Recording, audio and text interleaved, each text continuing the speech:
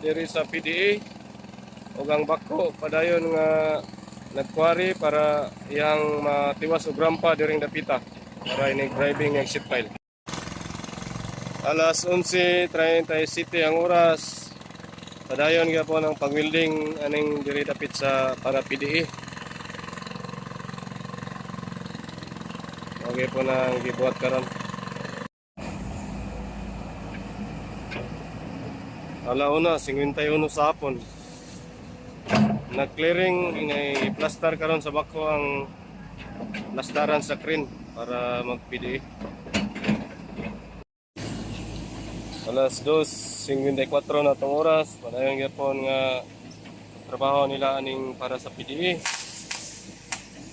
Cutting ng welder sa steel casing ug ang bako padayon nga nagplaster para rampa sa crane.